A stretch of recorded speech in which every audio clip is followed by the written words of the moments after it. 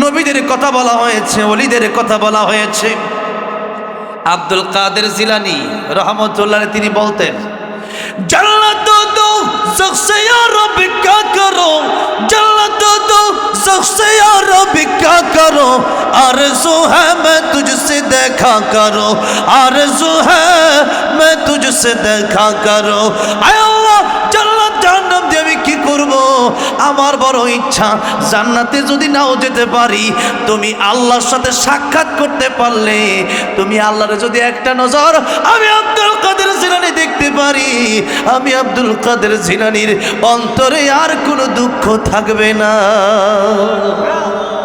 আল্লাহ জান্নাতে যাওয়ার পরেও আল্লাহ জিজ্ঞেস করবে, জান্নাতীরা খুশি তোমরা? জান্নাতের আল্লাহ খুশি না মানে কোরআন শরীফে যা বর্ণনা করছেন এর চেয়ে 97 গুণ বেশি হয়েছি। 72টা হুর, জোরে করছে সুবহানাল্লাহ, কমপক্ষে 80,000 খাদেম, 80,000 খাদেম। আর এক একটা হুর যদি একবার থুতো ফেলতো, দুনিয়ার পানিগুলা মধুর চেয়ে বেশি মিষ্টি হয়ে যেত। এত সুন্দর 70 গজ কাপড় পরলো হুরের ভিতরে আপনার জন্য কতটুকু ভালোবাসা এটা দেখা যায়, জোরে করছে সুবহানাল্লাহ। এখন সেই হুর আর দেখা গেছে মন যা চাই। এখন গানের ব্যবস্থা থাকবে, হাদিস শরীফের ভিতরে আসছে, ওখানে যাওয়ার পরে জান্নাতে ডিজে কনসার্ট হবে, যেরকম মারহাবা।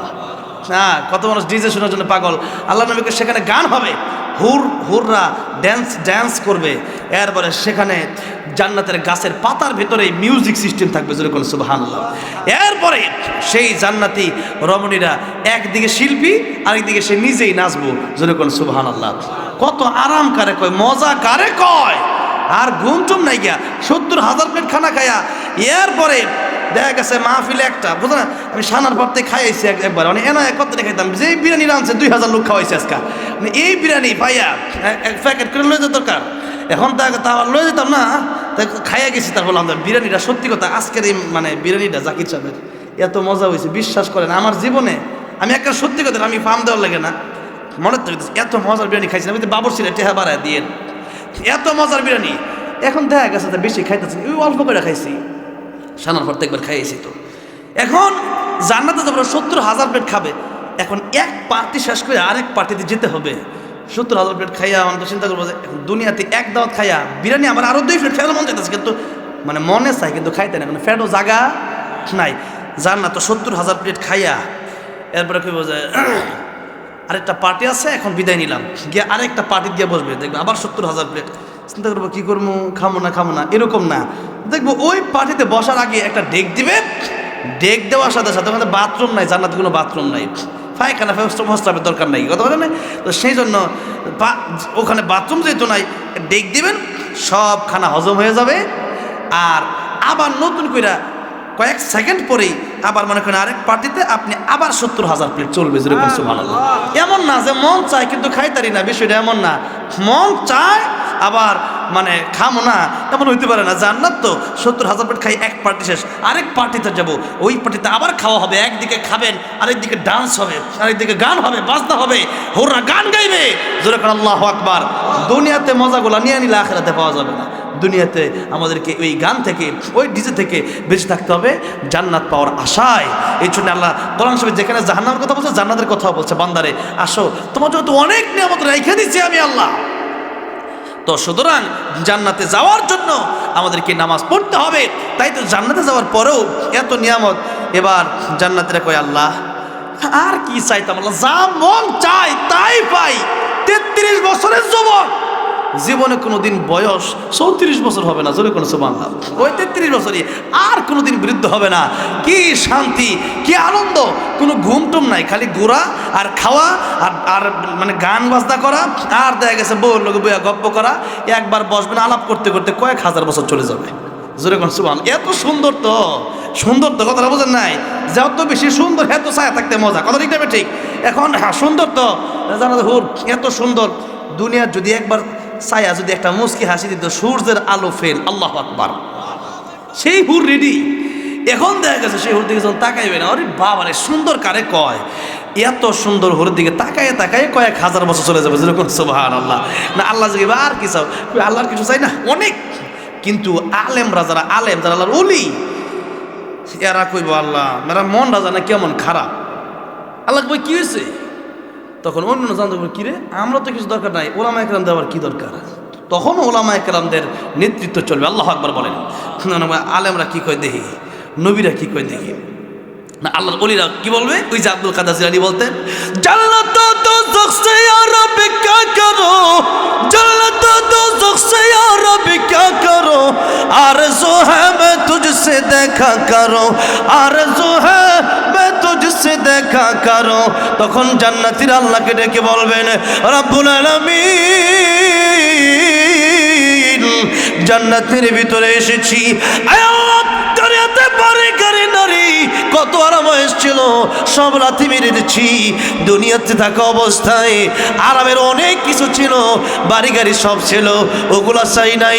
রাতের বেলায় আরামের কমকে আরাম বানিয়ে দেয়া, ঠান্ডা পানি দিয়ে ওযু করিয়া রাতের গভীর রাতে মসজিদে চলে গিয়েছিলাম নামাজ পড়ার জন্যে, তোমাকে পাওয়ার জন্যে। আয় আল্লাহ আজকের জান্নাতের ভিতরে এসে জান্নাত পাওয়ার পরে আমরা ততক্ষণ খুশি হব না যতক্ষণ পর্যন্ত তোমারে না দেখব। আল্লাহ বলবেন, ও আমার জান্নাতি বান্দা, আজকে জান্নাতের ভিতরে আমি আল্লাহ রাব্বুল আলামিন তোমাদের সাথে দেখা দিব না, শুধু আমি আল্লাহ রাব্বুল আলামিন কোরআন শরীফের সূরা রহমান তোমাদেরকে তিলাওয়াত করে শোনাইয়া দেব।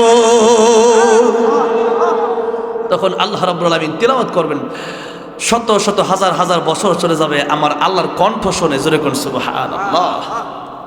আমার ভাইরা, আমার বাবাজিরা, তাহলে এক নাম্বার নামাজের উদাহরণ দিতে গিয়া এই উদাহরণটা দিলাম। সেটা কোন উদাহরণ? যে মানুষ নামাজ শুধু জান্নাতে যাওয়ার জন্য আর জাহান্নাম থেকে বাঁচার জন্যই পড়ে না।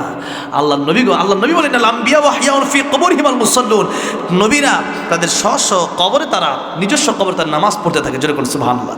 নবীরা কবরে জীবিত, এটা আমাদের আকীদা বিশ্বাস। নবীরা কবরে জীবিত, এটা হাদিস শরীফ, এটা শুধু আকীদা না, এটা হাদিস শরীফ। আল আম্বিয়া আহইয়াউন ফি কবরিহিম, নবীরা কবরে জীবিত এবং নবীরা কবরের ভিতরে। আর আল্লাহ নবী বলেছেন যে আল্লাহ নবী বলেছেন, যারা আমাকে রোজায় আথারে আইসা আমার রোজা পাকের কাছে যারা আমাকে সালাম দেয়, তাদের সালাম আমি নিজ কানে শুনি। জোরে কোন সুবহানাল্লাহ। জীবিত মানুষ যেমন সালামের জবাব দেয়, আমি নবীও তাদের সালামের এই জবাব দিতে থাকি। জোরে কোন সুবহানাল্লাহ। আর দূর থেকে, যেমন আমরা যদি এখান থেকে বলি আসসালাতু ওয়াসসালামু আলাইকা ইয়া রাসূলুল্লাহ, এই যে বলছি, এটা ফেরেশতা অলরেডি সাথে সাথে নবীর রোজায় আথারে ওই বান্দার নাম, তার বাপের নাম, তার 14 গোষ্ঠীর নাম, তার এলাকা সহ ওই নবীজির রোজায় আথার আল্লাহ এমন ফেরেশতা তৈরি করে রেখেছেন, পৃথিবীর যে কোনো জায়গা থেকে কেউ যদি নবীকে সালাম দেয়, দুরুদ পড়ে, তাহলে নবীর ওই দুরুদ পড়নেওয়ালা উম্মতের ব্যাপারটা ফেরেশতা গিয়া কই, ইয়া রাসূলুল্লাহ অমুক ব্যক্তি আজকের মাহফিলে বৈশা বৈশা সাল্লাল্লাহু আলাইহি সাল্লাম দুরূদ শরীফ পড়ছে আপনার নামে, তখন নবী খুশি হয়ে যায়। যেরকম সুবহানাল্লাহ। নবীরা কবরে জীবিত, আর নবী বলেন কবরের ভিতরে তার নামাজ পড়তে থাকেন। যেরকম সুবহানাল্লাহ, তার নামাজ কবরের ভিতরে গিয়েও নামাজ পড়েন। তাহলে যারা আল্লাহর ওলি, এরা খালি ফরজ পড়ে না, রাতের বেলায় যখন গভীর রাত হয়ে যায় তখন তাহাজ্জুদ পড়া শুরু করে, তখন আল্লাহর কাছে আল্লাহর সাথে সম্পর্ক গভীর করে। ওইটা হইল এক নাম্বার নামাজি। ওই নামাজ আল্লাহর নবীদের নামাজ, ওই নামাজ আল্লাহর ওলিদের নামাজ। আল্লাহ তুমি আমাদেরকে এক নাম্বার নামাজি বানায় দাও। যেরকম আমি তা নামাজ 5 প্রকার বললাম। 1 নম্বর বলছিলাম 4 ওয়াক্ত পরে, 1 ওয়াক্ত পরে না, সপ্তাহ পরে, জুমা পরে, আর দিনের মানে দৈনিক 5 ওয়াক্ত পরে না, জাহান্নাম রেডি। আরেকজন হচ্ছে নামাজ পড়ে ঠিকঠাক পড়ে না, জাহান্নাম রেডি। আর 3 নম্বর নামাজি, যে ব্যক্তি নামাজ ঠিকঠাক পড়ার জন্য চেষ্টা করতেছে সে ব্যক্তি জান্নাতে যাবে। 2 নম্বর নামাজি, যে ব্যক্তি চেষ্টা করতে করতে সে পরিপূর্ণ, নামাজটা তার এমন সুন্দর হয়ে যায় যে আমার আল্লাহ দেখতেছেন, ওই কথাটা তার বাইরে গিয়েও চিন্তা হয় যে আমার আল্লাহ দেখতেছেন। এই কথাটা চিন্তা হওয়ার কারণে সেই নামাজি সমস্ত গুনাহ ছেড়ে দেয় নামাজ পড়ার কারণে। ওরা 2 নম্বর নামাজি। আর 1 নম্বর নামাজি শুধু গুনাহ ছাড়ে, বিষয়টা এমন না, জান্নাতে যাওয়ার আশায় শুধু নয়, বরং আল্লাহ পাওয়ার আশায় তার জীবনটা বিলায় দেয় যে আমার আল্লাহর জন্য মরে যেতে পারি, হাসতে হাসতে জীবন দিতে পারি। কেন? ওয়াল্লাযীনা আমানু আশাদ্দু হুব্বাল লিল্লাহ, আমার অন্তরে তো আমার আল্লাহর ভালোবাসা সবচেয়ে বেশি। সুতরাং আমার আল্লাহ আমার কাছে এত আপন যে জান্নাত আমার এত আপন নয়, জান্নাতের চেয়ে বেশি আমার আল্লাহ আমার আপন। এই চিন্তা করলে নামাজ পড়লে সেই নামাজের জন্য জান্নাত, কবরে যেতে দেরি, জান্নাত পাইতে দেরি না। যেরকম সুবহানাল্লাহ। একটা আয়াতের কথা ওখানে শেষ হয়েছে না, এখন অনেক লম্বা আলোচনা, 12টা বাজে গেছে কেমন আমি নিজেও জানি না, 5 মিনিটের ভিতরে শেষ করে দেবো ইনশাআল্লাহ।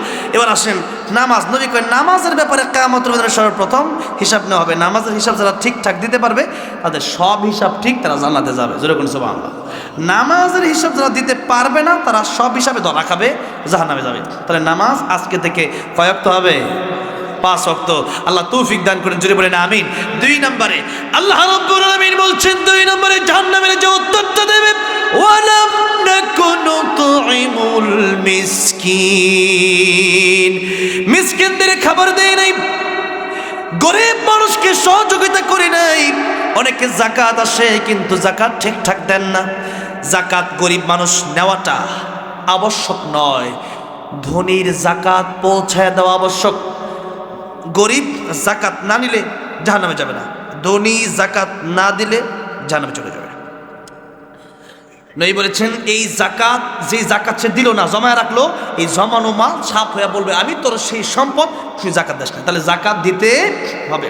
3 নম্বরে জাহান্নামীরা বলবে, ওয়া কুন্না নাখুদু মাআল খায়িদিন। 3 নম্বরে জাহান্নামীরা উত্তর দেবে, এটা খুব গুরুত্বপূর্ণ এই আয়াতটা।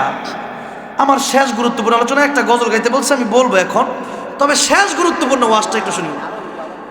অনেক আমল করলাম, আমল কইরা আমলটা রাখতালাম। আচ্ছা মনে করেন মাছ ধরে না, মাছ ধইরা ডোলার ভিতরে মাছ বললো, কিন্তু ডোলা আঙ্গাইছে, ডোলার তলা খালি, ডোলার তলা কি তলা নাই গিয়া, তলা খালি, তা মাছ যা পড়ছে সব পরে যেত না গা, খেলিগে পড়বো, কারণ হচ্ছে তলা খালি।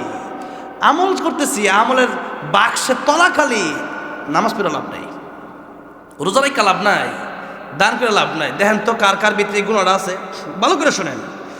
3 নম্বরে জাহান্নামীরা যে উত্তরটা দেবে, জাহান্নামীরা বলবে, ও জান্নাতীরা, ও হেতু কাট্টাকারীদের সাথে আড্ডা দিতাম, গীবত করতাম, মানুষের বিরুদ্ধে কথা বলতাম, সমালোচনা করতাম, অমুক মিয়া বালানা হঞ্চস্তিরে কালকা কামটা করছে কি রে, হঞ্চস্তিরে করছে কি, নিজের খবর কি, নিজে মনে হয় ফেরেশতা।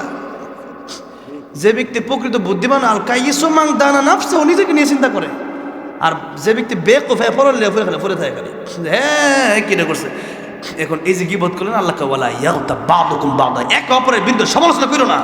কিছু সমালোচনা, কিছু গীবত ফরজ, যেমন কাদিয়ানির বিরুদ্ধে গীবত করা ফরজ। কেন?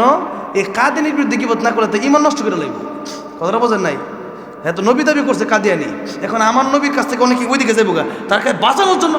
আবার কিছু গীবত আছে ওয়াজিব, কিছু গীবত জায়েজ, কিছু গীবত মুস্তাহাব। আজকে সব ওয়াজ করা সম্ভব না, এটার গীবতের ওয়াজের কমপক্ষে 5 ঘন্টা সময় দরকার। আজকে আসুন খালি এতটুকু কই যে গীবত এটা যদি আপনি করেন, ক্ষতিটা কোথায়, গীবত করলে পরে লসটা কোথায়। দেখেন, মনে করেন যে একজনের বিরুদ্ধে আপনি গীবত করলেন, আল্লাহ তো আগেই নিষেধ করেছেন, ওয়ালা ইয়াগতাব বা'দুকুম বা'দা, একজন অপরের বিরুদ্ধে তোমরা গীবত করো না। আইয়ুহিব্বু আহাদুকুম, তোমরা কেমনটা পছন্দ করো, আইয়াকুলা লাহমা আখিহি মাইতান, তোমাদের মরাবার গোশত খাওয়া তোমরা পছন্দ করো। আমরা বলবো না, তাই আল্লাহ আগে জবাব দেয়, ফাকারিহতুমু, তোমরা পছন্দ করবা। সুতরাং তোমরা যদি অপছন্দই করবা, আমি আল্লাহ রাব্বুল আমিন গীবতটাকে হারাম করলাম। ওইভাবে মৃত ভাইয়ের গোশত খাওয়া যেমন হারাম, তাহলে আরেক ভাইয়ের বিরুদ্ধে গীবত করা, এটা মৃত ভাইয়ের গোশত খাওয়ার সমান গুনাহ। জোরে কর নাউজুবিল্লাহ। এবার আসুন আরেকটা কথা বলেই ওয়াজ শেষ হয়ে যাবে। শুধু গীবতের কত ভয়াবহ ক্ষতি, একটা ছোট ঘটনার মাধ্যমে শেষ করব। ইমাম সুফিয়ান সাউরি রাহমাতুল্লাহ, অনেক বড় ইমাম, অনেক বড় আল্লাহর ওলি, তিনি একবার তার খাদেমকে ডেকে বলেন, খাদেম এদিকে আসো, কিছু হাদিয়া দিলাম তোমারে, এটা তোমার জন্য না, এটা আরেকটা লোকের জন্য দিলাম, যে ব্যক্তি আমার বিরুদ্ধে গীবত করে, আমার বিরুদ্ধে সমালোচনা করে। হুজুর আবার নির্দিষ্ট লোকের কথা বলে দিচ্ছে, অমুক লোকটা দিয়ে আসো যাও। তখন খাদেম ডাক দেখো, হুজুর ওই লোকের বিরুদ্ধে, ওই লোকে আপনার বিরুদ্ধে কথা কয়, আপনি দিলেন তার হাদিয়া, কি লাভ? তখন হুজুর কি বললেন? ইমাম সুফিয়ান সাউরি রাহমাতুল্লাহ বললেন, খাদেম শোনো, এই ব্যক্তিকে হাদিয়া দিলাম এই জন্য, এই ব্যক্তি আমার উপকার যত বেশি করে, আমার মা বাবাও তত বড় উপকার আমার করে না। একটু আগে মা বাবার রস করছি, মা বাবার দাম এত বেশি যে ওয়াকাদা রাব্বুকা আল্লা তা'বুদু ইল্লা ইয়া ওয়া বিল ওয়ালিদাইনি ইহসানা, আল্লাহকে আমার ইবাদতের পরে আমার চূড়ান্ত ফয়সালা মা বাবার খেদমত করে, এটা ফরজ। এত বেশি মা বাপের দাম, কিন্তু এরপরও যে ব্যক্তি আমার বিরুদ্ধে গীবত করলো, সে আমার এত বড় উপকারটা কি করলো? তখন ইমাম সুফিয়ান সাউরি রাহমাতুল্লাহ ডাক দেন, খাদেম শোনো, আল্লাহ তো আগেই বলে দিয়েছেন ইয়াউমা ইয়াফিরুল মারউ মিন আখিহি ওয়া উম্মিহি ওয়া আবি, কিয়ামতের মধ্যে মা বাবাও সন্তানের কাছ থেকে পালায়ন করে, ভাই পালায়ন করবে। যে কেন? যে একটা নেকি যদি দেওয়া লাগে এই জন্য পালায়ন করবে, ভাগবে, তো চিনি না। সেই কিয়ামতের কঠিন ময়দানে আল্লাহর নবী বিশ্বনবী রাহমাতুল লিল আলামিন বলেছেন, গীবত যারা করবে, অন্যের সমালোচনা যারা করবে, অন্যের বিরুদ্ধে অন্যের সম্মান নষ্ট করার জন্য তার অগোচরে যখন বদনাম করবে, ও হয়তো কাটতে যখন বসে বসে আরেকজন ভাইয়ের বিরুদ্ধে গীবত করবে, আল্লাহর নবী বলেন তখন তার নেক আমল তার কাছে ট্রান্সফার হয়ে যাবে। অর্থাৎ যে ব্যক্তির বিরুদ্ধে গীবত করলেন, আপনি ফজর নামাজ যদি পড়ে থাকেন, ফজরের নামাজ আপনার বান্ডারে নাই, তার বান্ডারে ফজর নেই, তার ডোলা খালি হয়ে গেল, ফিরে তার কাছে গেল গা, মাছটা আরেকজন লয়ে গেল গা। আল্লাহ বলেন শুধু তাই না, যে ব্যক্তির বিরুদ্ধে গীবত করা হলো, পর নিন্দা করা হলো, সমালোচনা করা হলো, এখন আমার জমি একজোর মাইরা দিছে, আমি আদালতে গিয়া বিচার করে পেলাম যে একটা অমুক লোক আমার জমি মেরে দিছে, এটা গীবত হয়েছে না? এটাও গীবত হয়েছে, কিন্তু এটা জায়েজ। বিচার পাওয়ার জন্য বিচারের কাছে বলা যায়। আবার মনে করেন যে একজন আপনার এক নাতি আপনার লাগে বেয়াদবি করে, মানে আত্মীয় সম্পর্কে আর কি, আপনার নাতি না, তা আপনার বাবার কাছে গিয়া কইছেন, এই তোমার পোলাটা তো আমার লাগে বেয়াদবি করে, আমার সামনে সিগারেট খায়। তো এখন আপনি যে বললেন এটা কি, এটা গীবত হইল, এটা তার সন্তান যেন ঠিক হয়ে যায়, এই জন্য এটা বলাও জায়েজ আছে। তো এরকম কিছু গীবত আছে জায়েজ, মুস্তাহাব, ওয়াজিব, ফরজ। কিন্তু গীবত প্রকৃত কোন গীবতটা হারাম? যে একটা দোকানে বসে একজনের বিরুদ্ধে কইলাম, এটা কোনো লাভ নাই, খালি ক্ষতি। কি ক্ষতি? একজন মানুষের মান সম্মান ক্ষুণ্ণ করার জন্য, মান ইজ্জত নষ্ট করার জন্য আমি একজনের বিরুদ্ধে তার অগোচরে আমি বদনাম কইলাম, এটাই হইল হারাম গীবত। কারণ তার ইজ্জত নষ্ট করা হয়েছে। তার ইজ্জত নষ্ট করা মানে বান্দার হক নষ্ট করা, আর বান্দার হক তওবা করলেও আল্লাহ মাফ করে না। আমার আগে হুজুর ওয়াজ করছে না আকরাম সাহেব, যে গুনাহ তওবা করলে সব গুনাহ মাফ না, তওবা করলে সব গুনাহ মাফ, এক গুনাহ মাফ হয় না।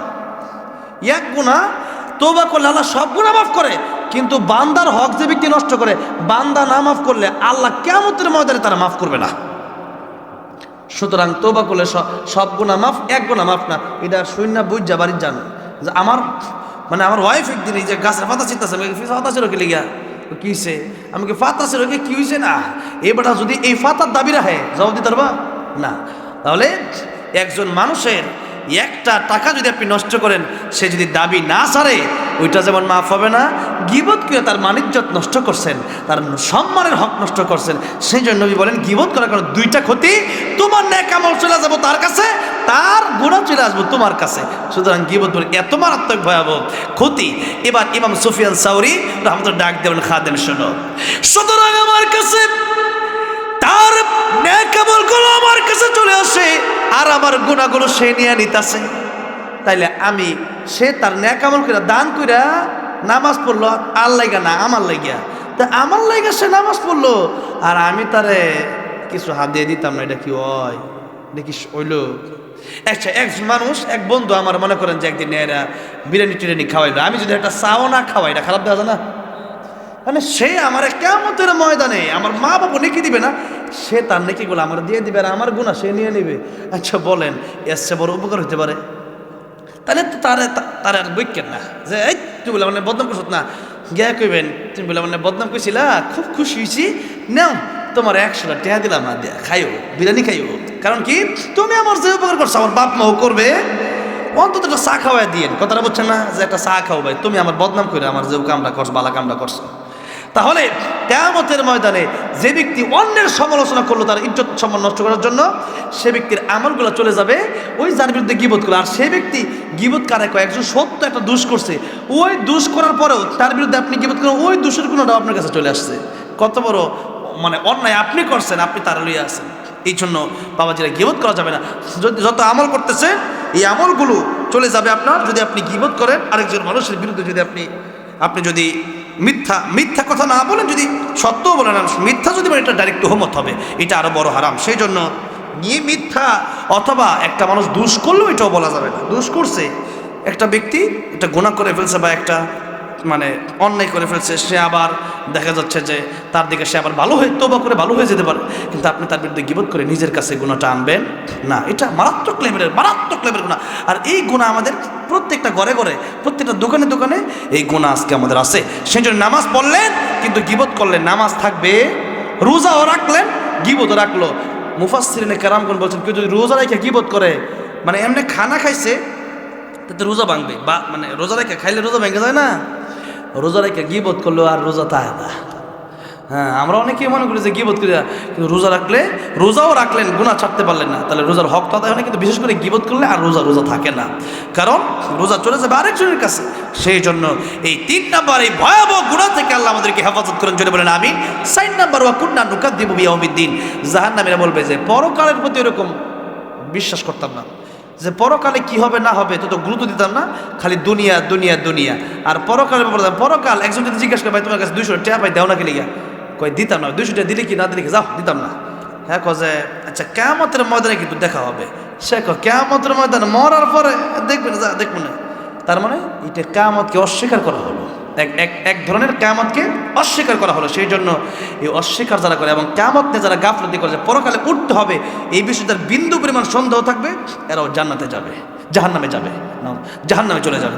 এই জন্য এই 4টা কথা: 1 নাম্বার নামাজ না পড়ার কারণে জাহান্নামে যাওয়া লাগবে, 2 নাম্বার টাকা পয়সা থাকলে গরিব মানুষেরা না দিলে জাহান্নামে যাওয়া লাগবে, 3 নাম্বারে গীবত করার কারণে জাহান্নামে যাওয়া লাগবে, অহেতুক আড্ডা দেওয়ার কারণে জাহান্নামে যাওয়া লাগবে, 4 নাম্বারে পরকাল নিয়ে গরিমসি করলে জাহান্নামে যাওয়া লাগবে।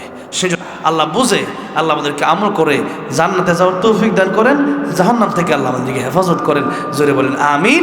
আর ফামান যুহজিহা আনিন নার ওয়া উদখিলাল জান্নাতা ফাকাদ ফাজ, যদি জান্নাতে যাইতে পারো সফল কাম, আর কোনোদিন মরণ হবে না, ক্যান্সার গ্যাস্ট্রিক আলসার কোনো রোগ হবে না, মন চাহি জিন্দেগির নাম জান্নাতের জিন্দেগি, দুনিয়ার জিন্দেগি নয়। তাই পরকাল নিয়ে আমাদেরকে নামাজ পড়েন না আর জান্নাতে যাবেন হবে না। যে নামাজ 1 নাম্বার নামাজ, 2 নাম্বার গরিব মিসকিনদের প্রতি আমাদের মানে সবসময় সচেতন থাকতে হবে। কোন মানুষের কাপড় নাই, কমপক্ষে একটু কাপড়টা কিনে দেওয়ার চেষ্টা করেন না, জাকাতটা অন্তত দেওয়ার চেষ্টা করে ফেলেন সময় মতো।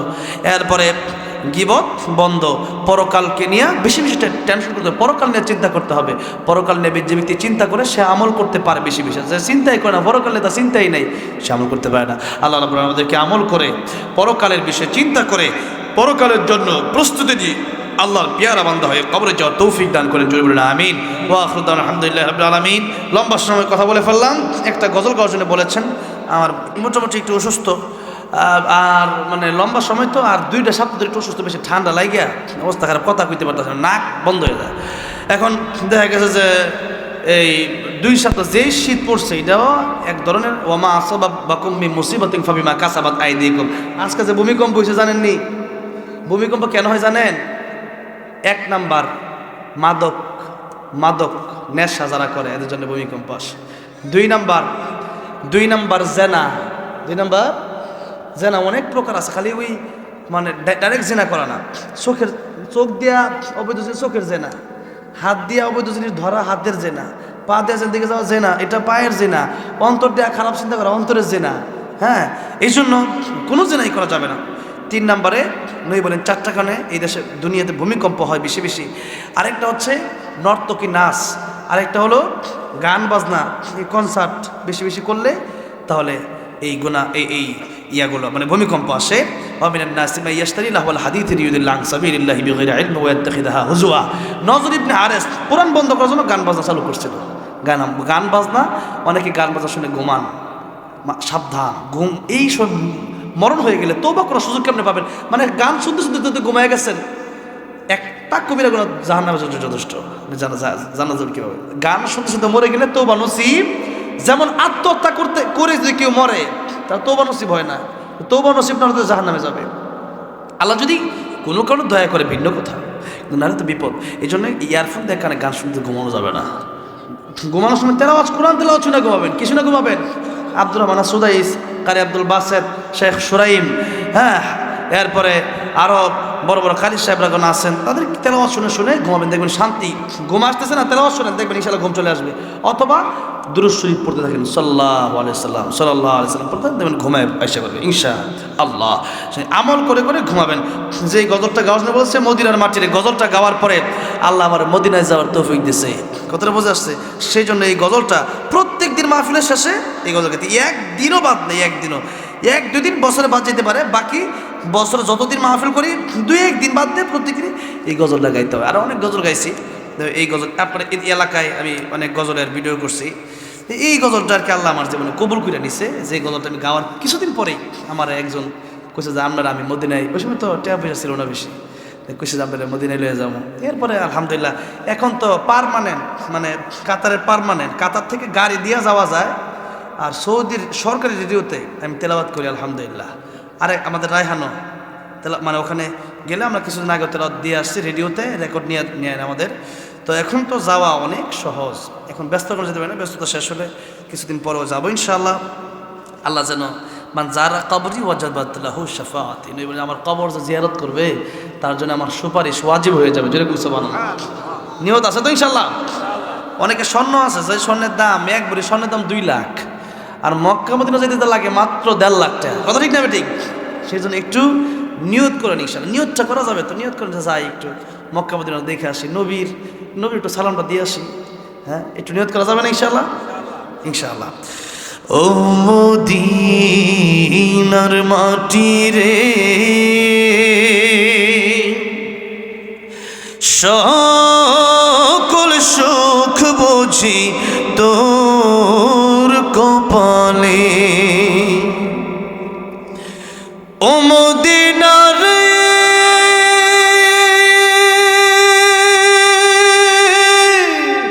তোর বুকে আমার নবী, যার লাগি পাগল সবই, যার লাগি মা তোর ত্রিভুবন।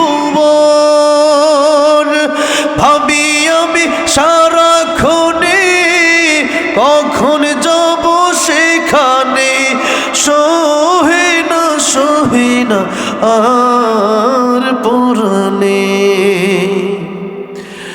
ও মদিনার মাটি রে, সকল সুখ বুঝি তোর কপালে। ও মদিনা রে,